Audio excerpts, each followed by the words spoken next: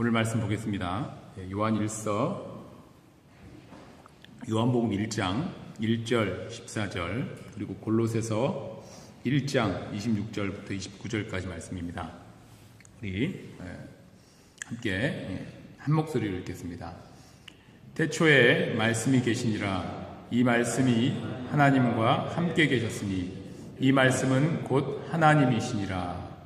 말씀이 육신이 되어 우리 가운데 거하심에 우리가 그의 영광을 보니 아버지의 독생자의 영광이요 은혜와 진리가 충만하더라. 골로새서 보겠습니다. 이 비밀은 만세와 만대로부터 감추어졌던 것인데 이제는 그의 성도들에게 나타났고 하나님이 그들로 하여금 이 비밀의 영광이 이방인 가운데 얼마나 풍성한지를 알게 하려 하심이라. 이 비밀은 너희 안에 계신 그리스도니 곧 영광의 소망이니라. 우리가 그를 전파하여 각 사람을 권하고 모든 지혜로 각 사람을 가르침은 각 사람을 그리스도 안에서 완전한 자로 세우려 함이니 이를 위하여 나도 내 속에서 능력으로 역사하시는 이의 역사를 따라 힘을 다하여 수고하노라. 아멘. 우리 좌우로 인사하겠습니다. 앞뒤로. 주님의 이름으로 환영합니다. 반갑습니다. 반갑습니다. 그래도 빠질 분 빠지시고 오실 분 다 오셨어요. 한국에 가신 분 또 원래 섬겼던 교회에서 일이 있어서 잠시 가신 분 또 여러 가지 또 저쪽에 또 교육관에서 또 기도하시러 또 가신 분 여러 분들이 계신데 그리고 다 오시고 몇 분 남자분 몇 분 빠지셨네요. 그래도 시간이 바뀌었음에도 불구하고 여러분 이렇게 잘 맞춰 오셔서 감사합니다. 다음 주까지 우리가 조금 수고스럽지만 1시간 덜 자고 1시간 덜 쉬고 나중에 끝나고 쉬었으면 좋겠습니다. 오늘은 말씀하시는 하나님이라는 제목을 가지고 말씀을 나누길 원합니다. 며칠 전에 우리 프랑스 파리에서 우리 테러 사건이 있었죠. 연쇄적이고 동시다발적인 그런 테러. 꼭 뉴욕의 9.11 미국의 9.11 사건처럼 그러한 약간 규모는 작지만 그런 식으로까지 우리가 지금 얘기를 하고 있습니다. 세계 모든 사람들은 경악했고 또 왜 이런 일이 계속적으로 일어나는가 그런 질문들, 왜 그런 나쁜 일들을 사람 죽이는 일을 하는가 이렇게 이해하지 못한다. 특히 여자분들은 더 그렇게 많이 생각하시는 것 같아요. 그러면서 더 슬퍼하기도 하고 또 애도의 표시를 많이 사람들이 하고 있습니다.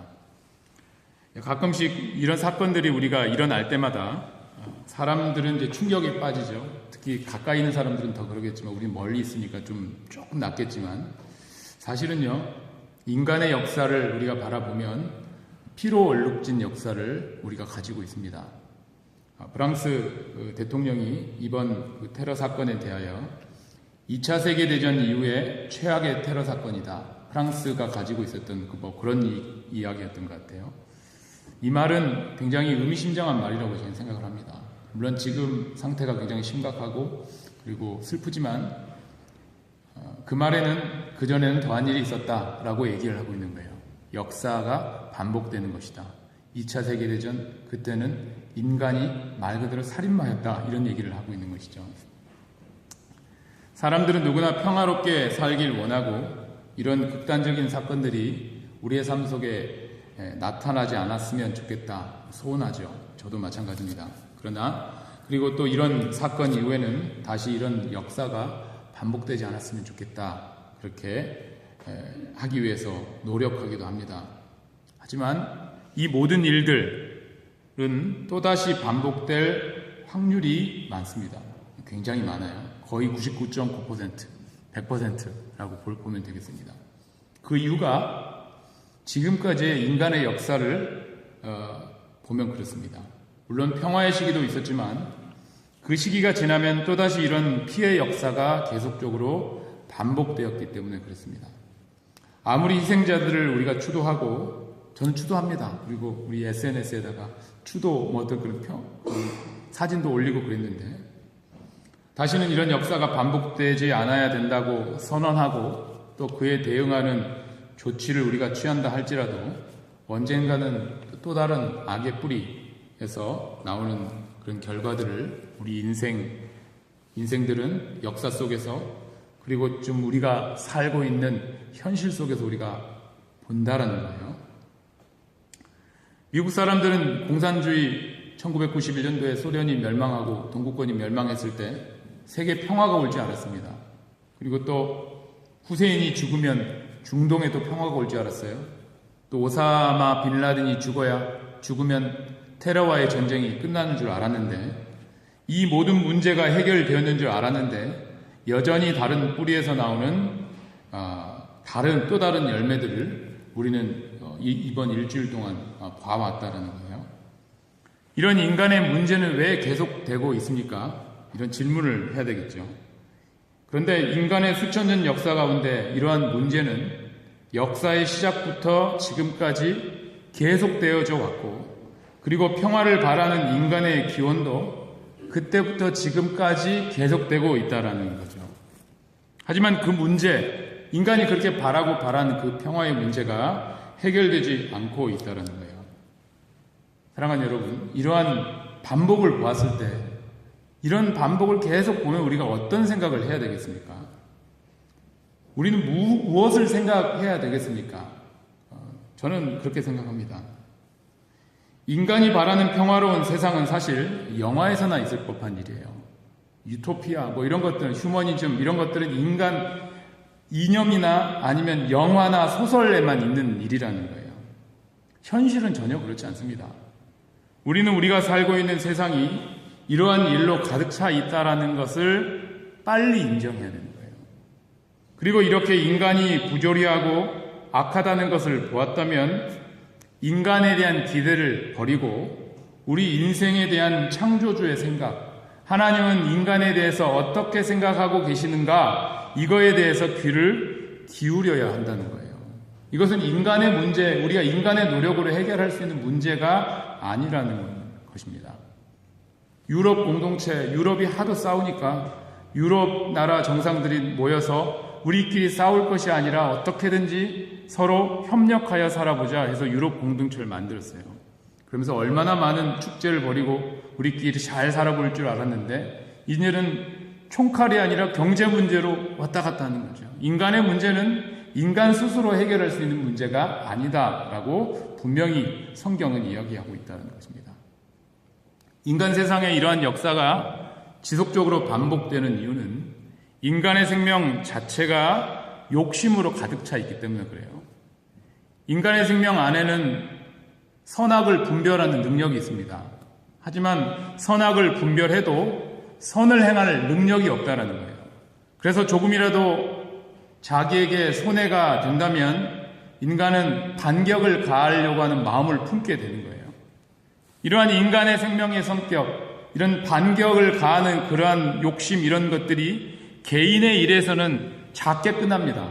하지만 지역이라든가 아니면 민족이라든가 아니면 국가 간의 문제, 더 크게는 종교 간의 문제로 이런 문제가 격상이 되면 테러나 전쟁이 일어나게 된다는 거예요. 이러한 인간의 생명에 대해서 창조주신 하나님의 심판은 여러분들이 다 아시는 십자가로 나타난다는 겁니다. 이것을 요즘 들어서 제가 생각하는 십자가를 우리가 참 강조합니다만은 이 십자가로 나타나는 온전한 의미를 자기에게 적용한 사람이 별로 없다라는 그런 생각이 들어요. 우리는 쉽게 예수님이 우리의 죄를 대신해서 십자가에 죽으셨다라고 생각합니다. 그 말 맞아요. 하지만 성경은 예수님만 죽으신 것이 아니다라고 명확하게 이야기하고 있습니다.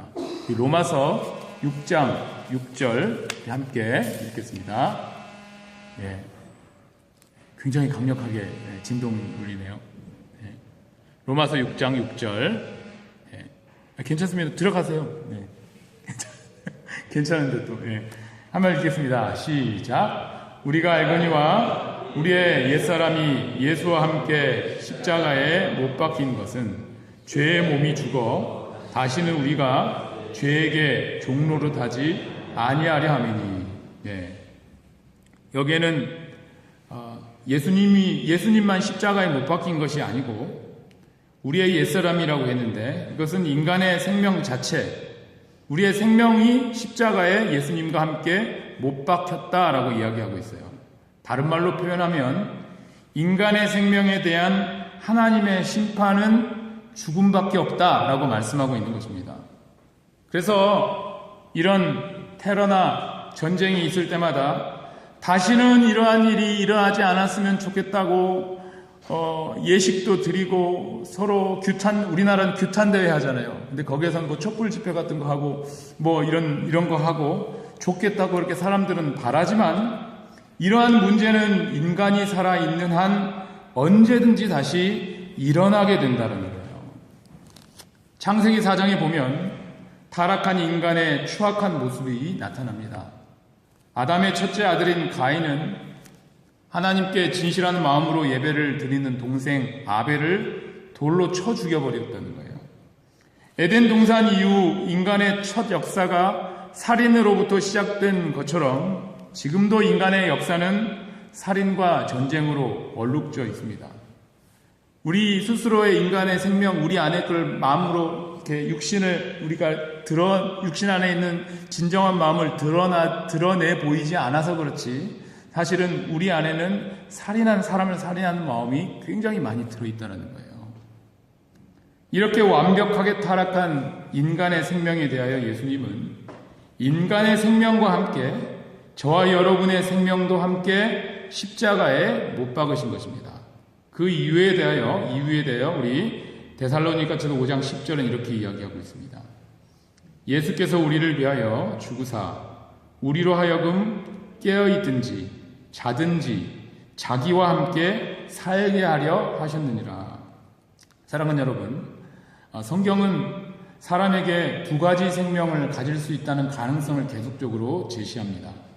첫 번째는 우리 어머니 뱃속에서 태어난 그리고 사람들과에서 만들어진 육신의 생명이에요. 이 육신의 생명은 세계 평화를 바라고 또 인간의 세상에 희망을 가지고 인간과 더불어 사는 그런 생명입니다. 사람이 이 육신의 생명만 가지면 다른 선택이 죄송합니다. 다른 선택을 할 수가 없어요. 이 육신의 생명만 가지고 있으면 세상을 포기하지 못합니다. 어떻게든지 세상 안의 것으로, 눈에 보이는 것으로 눈에 보이는 문제를 해결하려고 노력하는 거예요. 하지만 예수님은 이 육신의 생명을 십자가에 못 박으신 것입니다. 두 번째는 창조주이신 예수님과 더불어 사는 생명이라는 거예요. 예수님과 함께 십자가에 자신의 육신의 생명을 못 박은 사람은 자신의 육신의 생명이 죽었다고 믿기 때문에 또 다른 생명, 예수님과 함께 사는 생명을 간구하게 됩니다. 그 생명은 육신의 생명처럼 사람과만 관계하는 그런 생명이 아니라 우리 안에 계시는 예수님과 깨어있든지 자든지 항상 함께하는 그런 생명이라는 거예요. 여기까지 말씀을 드리고 오늘 말씀으로 돌아갑니다. 오늘 말씀은 하나님의 특징, 하나님 하면 우리가 뭐라고 생각하십니까? 여러분, 하나님은 좋으신 분이다. 뭐 다 좋은 얘기라고 저는 생각합니다만 오늘 말씀은 하나님의 가장 대표적인 특징에 대하여 말씀하고 있다는 거예요. 오늘 말씀 1절, 요한복음 1장 1절 한번 읽어봅니다. 태초에 말씀이 계시니라. 이 말씀이 하나님과 함께 계셨으니 이 말씀은 곧 하나님이시니라. 하나님의 가장 큰 특징은 여기에 뭐라고 되어 있습니까? 말씀하시는 분이시죠. 말씀이 이러시는 거예요. 하나님께서는 태초에 천지를 창조하실 때도 말씀으로 창조하셨습니다. 그리고 말씀이셨던 하나님께서 또 오늘 말씀 14절에 이 땅에 육신을 입고 오셨습니다. 그분이 예수님이었어요. 그리고 그분이 육신으로 오셔서 하나님의 가장 큰 특징을 계속적으로 드러내셨죠. 예수님은 가만히 있으신 분이 아니셨습니다. 뭐 하셨겠어요? 그 하나님의 가장 큰 특징을 계속적으로 나타내 보이셨습니다. 그 특징이 뭐라고요?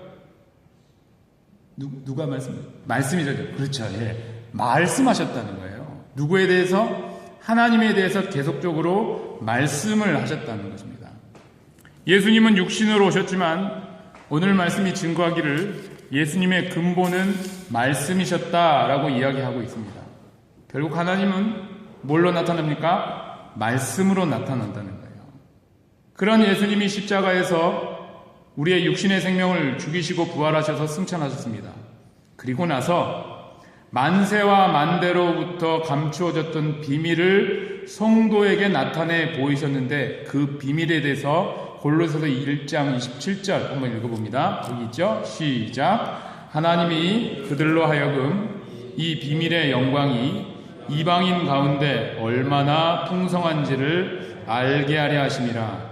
이 비밀은 너희 안에 계신 그리스도시니 곧 영광의 소망이니라.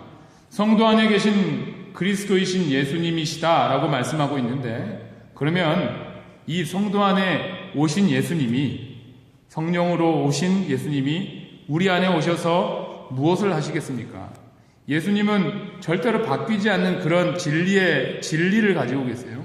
태초의 말씀으로 계시고, 말씀이 육신으로 오셔서 하나님을 말씀으로 나타내 보이시고, 우리 안에 오셔서 뭘 하시겠어요? 말씀하신다는 거예요. 29절 한번 읽어봅니다. 이를 위하여 나도 내 속에서 능력으로 역사하시는 이의 역사를 따라 힘을 다하여 수고하노라. 성도 안에서 능력으로 예수님이 역사하고 계신다고 하시는데 어떻게 역사하고 계십니까? 하나님의 대표적인 특징에 대해서 지금까지 계속적으로 계속 얘기하고 있는데, 하나님의 대표적인 특징은 오늘 제목처럼 말씀하시는 하나님이시는 거예요.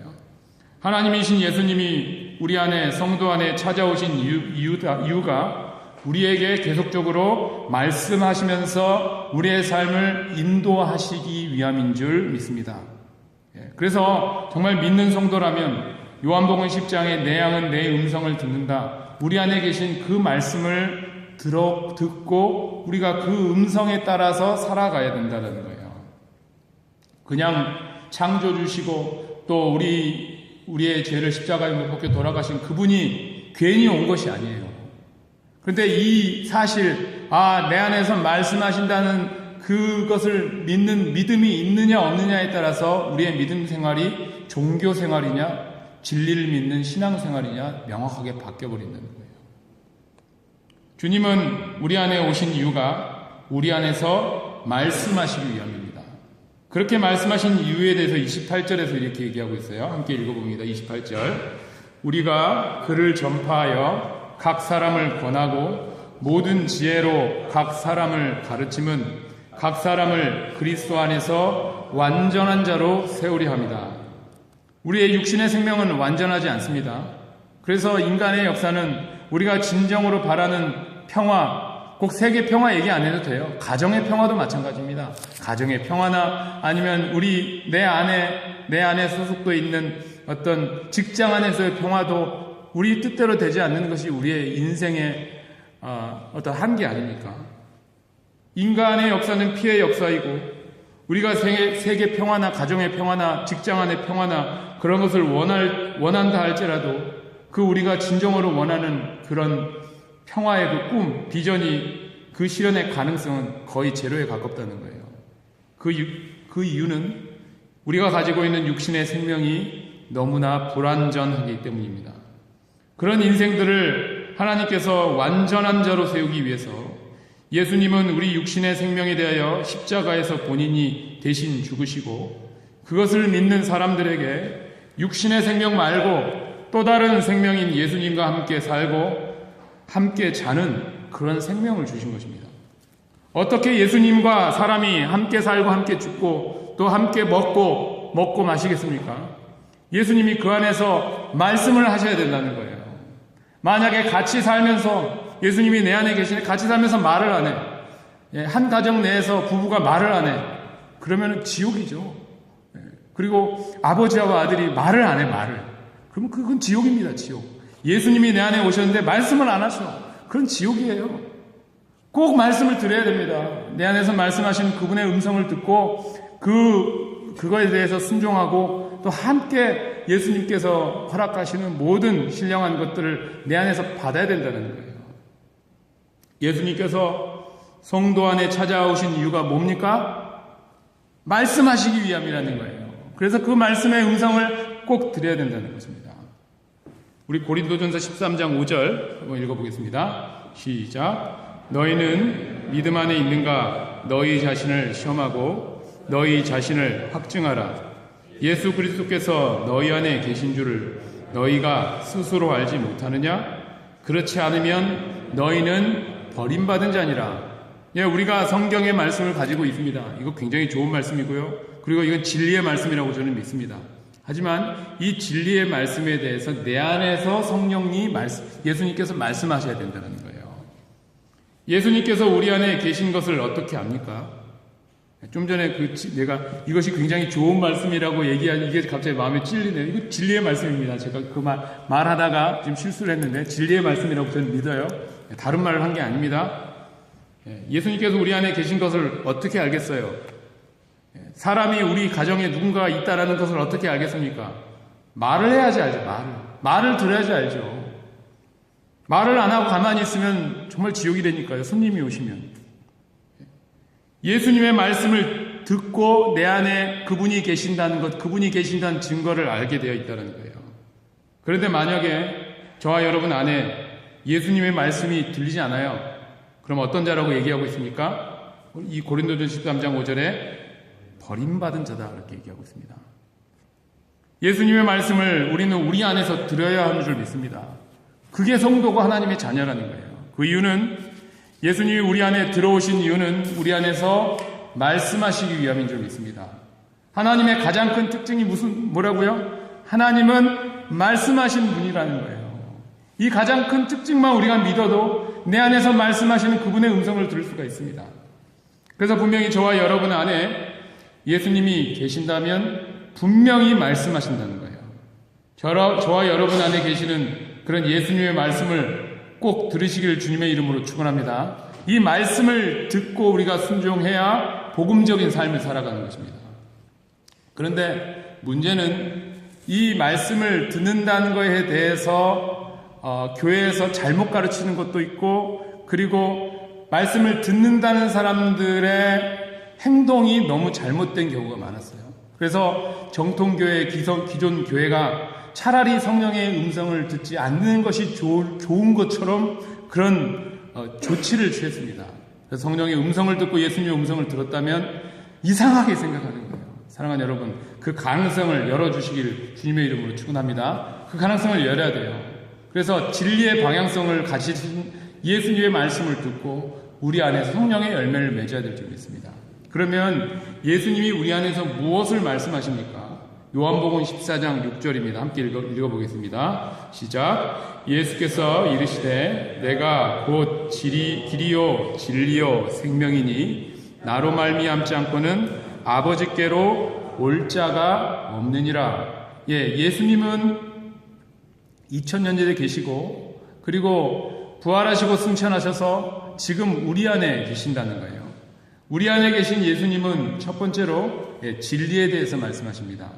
진리는 처음부터 끝까지 변하지 않는 것을 말하죠. 이 진리는 영원토록 변하지 않는 하나님의 마음, 다른 말로 하면 하나님의 성품을 뜻합니다. 그래서 예수님을 통하여 하나님의 그 진리에 대해서 가르침을 받은 사람들은 하나님의 성품이 그 안에서 드러나게 되는 거예요. 어떤 성품을 가지고 있느냐? 하나님은 출애굽기 34장 6절 한번 읽어봅니다. 여호와께서 그의 앞으로 지나시며 선포하시되 여호와라 여호와라 자비롭고 은혜롭고 노하기를 더디하고 인자와 진실이 많은 하나님이시라. 만약에 내 안에서 성령의 음성을 들었는데 그 음성이 이 자비롭고 은혜롭고 노하기를 더디하는 그 하나님의 성품이 드러나지 않는다면 아직 그 음성을 잘못 듣고 있는 거예요. 우리 안에 계신 예수님이 이 하나님의 신성한 성품에 대하여 계속적으로 말씀하고 계십니다.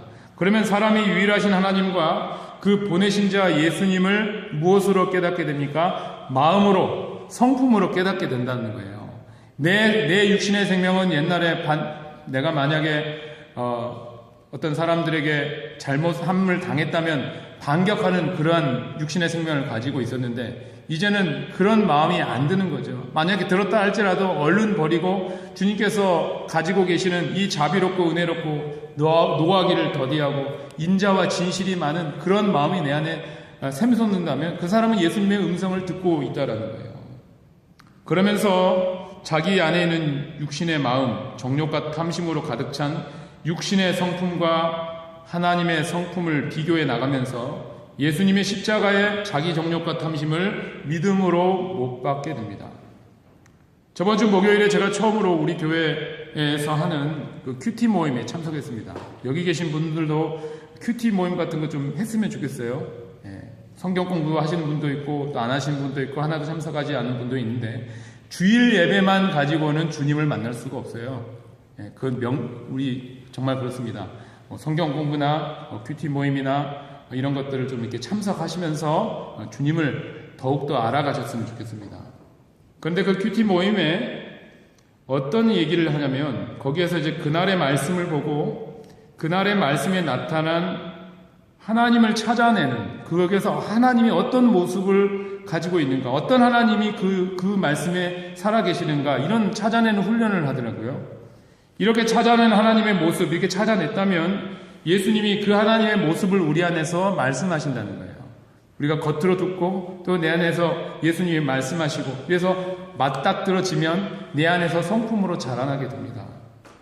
사람이 하나님의 진리의 성품, 자비롭고 은혜롭고 노하기를 더디하고 인자와 진실이 많은 하나님의 성품을 그렇게 내 안에서 예수님이 진리의 성품을 말씀하시고 또 우리는 또 큐티나 성경 공부를 통해서 아니면 설교를 통해서 하나님의 모습을 발견하게 되면 그것을 내 안에서 만나게 되면서 하나님의 마음을 내가 가질 수 있다는 거예요. 두 번째로 우리 안에 계신 예수님은 인생의 길에 대하여 말씀하십니다. 예수님은 2000년 전에 제자들에게 말씀하셨던 것처럼 우리 안에서도 우리 인생의 길에 대하여서 분명히 말씀하십니다. 그래서 예수님의 음성을 듣고 이렇게 살다 보면요. 내가 무엇을 해야 될 것인가 이 고민 잘 안 하게 돼요. 내가 주님께서 인도하시는 대로 갑니다. 주님 나에게 말씀하여 주옵소서 제가 순종하겠습니다. 이렇게 얘기하는 거예요. 우리 인생은 항상 선택의 연속이에요. 1년에 몇 번씩 큰 선택을 하게 됩니다. 도대체 우리가 어디로 가야 할지 모를 때가 정말 많아요. 그런 우리에게 예수님은 우리 안에 찾아오셔서 인생의 방향을 결정해 준다는 거예요.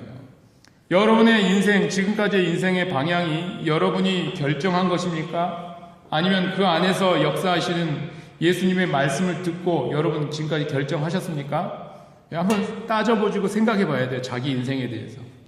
예수님은 예수님을 통하지 않고는 아버지께로 갈 자가 없다고 그렇게 말씀하셨습니다. 그 말은 예수님의 말씀으로 예수님의 음성을 듣고 결정되지 않은 방향은 아버지 앞에 설 수 없다는 말과 비슷한 말이고 같은 말이잖아요. 예수님이 우리 안에 오신 이유는 정말로 말씀하시기 위해서 우리를 옳은 길로 인도해 주시기 위해서 오셨습니다. 그런 예수님께 내가 순종하겠습니다 하고 말씀하여 주옵소서 이 마음으로 나아가면 예수님은 우리를 하나님 아버지께로 가는 길로 인도해 주실 줄 믿습니다.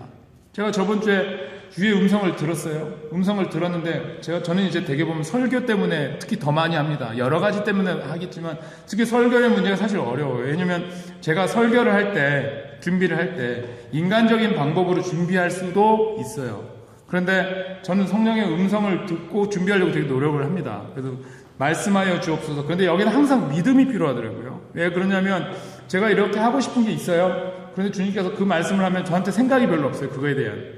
그러면 그것을 채택해서 그 주제를 채택해서 말씀을 나누려면 믿음이 필요한 거예요. 근데 가끔씩 제가 믿음이 충만할 때가 있고 믿음이 없을 때가 있습니다. 그러면 그걸 선택을 안 할 때가 있어요. 그러면은 성령의 임재도 싹 사라지고 인간적인 말씀이 되는 것이죠. 근데 이번 주는 저번 주는 좀 제가 조금 그런 부분에서 조금 제어하고 좀 했는데 이번 주 같은 경우에는 주의 말씀을 듣고 그거에 제가 순종하겠습니다. 바짝 엎드렸어요. 바짝 엎드려서 그 음성을 듣고 그냥 이렇게 만들어서 제가 갖고 온 건데 그러면 뭔가가 말씀에 대한 어떤 그러한 주님께서 역사하시기 내가 무슨 분위기를 가지고 하는 게 아니고 주님께서 우리 안에서 찾아오셔서 말씀하시는 것들이 명확해지는 것 같아요. 예수님이 우리 안에 오신 이유는 정말로 말씀하시기 위해서 우리를 옳은 길로 인도해 주시기 위해서 오셨습니다. 그런 예수님께 내가 순종하겠으니 말씀하여 주옵소서 하면서 나아가면 예수님은 우리를 하나님 아버지께로 가는 길로 인도해 주실 줄 믿습니다. 하나님 아버지께로 가는 길로 인도함에 있잖아요. 그러면 그 마음속에 평강이 있습니다. 그리고 감사와 기쁨이 그 안에 자리 잡게 되어 있습니다. 세 번째로 생명에 대하여 말씀하신다는 거예요. 창세기 2장에 보면 하나님이 사람을 만드실 때 흙으로 빚으시고 생기를 그 코에 불어 넣어 주셨습니다. 그 생기를 받은 사람은 죄가 없는 생명으로 탄생되게 되는 거예요. 그런 것처럼 예수님은 우리 안에 찾아오셔서 하나님의 생명을 말씀으로 불어 넣어 주신다는 거예요. 그러면 창세기 2장 말씀처럼 선악을 알게 하는 나무의 열매와 생명나무의 열매를 우리가 선택할 수 있게 됩니다. 첫 번째 아담은 금지된 선악을 알게 하는 나무의 열매를 따먹었지만 두 번째 아담인 예수님은 생명나무의 열매를 따먹도록 우리의 선택을 가르쳐 준다는 거예요.